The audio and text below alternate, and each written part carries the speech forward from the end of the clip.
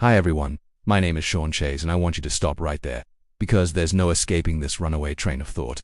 Choo-choo, let's begin. My story starts about 8 years ago. I noticed something just wasn't right. My hands were getting weak. At first I thought, it's nothing, it'll pass. But then, several weeks went by, and let me tell you, I couldn't keep anything in my hands. Dropping things became a regular occurrence. I decided it was time to get checked out. The doctors took blood, but they had no clue what the issue was.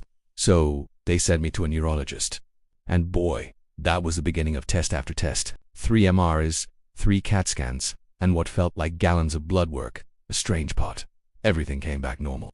This whole process took over 4 months, with one final test scheduled, but they came for that test. A nerve conduction study to measure my nerve response, how quick and how far the signals traveled. They tested my arms and my legs, and that was the one I failed. That's when the neurologist sat me down and said, "You have ALS."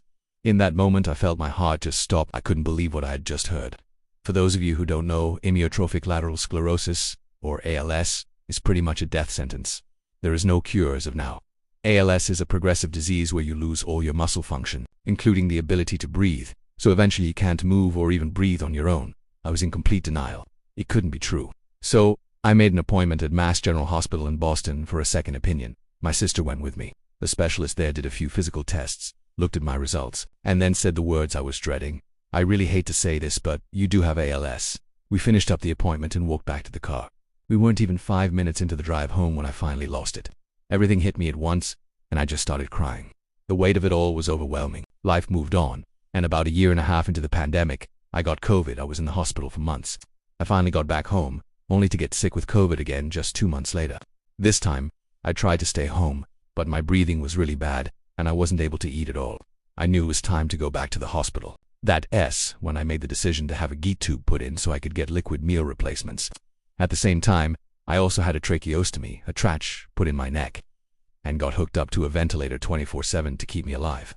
I was stuck in the hospital for over 6 months just waiting for my insurance to change and to find home nursing care. Because at that point, I needed someone with me around the clock. Eventually I made it home, but I was only there for a little over a year before we lost our nursing staff.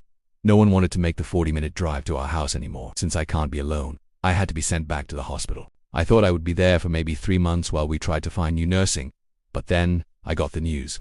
They told me I was being sent to a respiratory and rehabilitation center in Rhode Island. It's a nursing home, and I'm still here. This March makes 3 years since I moved in. I honestly can't believe it's been 3 years. So, that's my story in a nutshell. It's been a long and difficult road. I truly appreciate you all for watching and listening all the way to the end. I'm going to have another short video explaining what I need help with. I'm trying to find a new purpose, a way to give back. Please watch the next video. It should be coming up right now.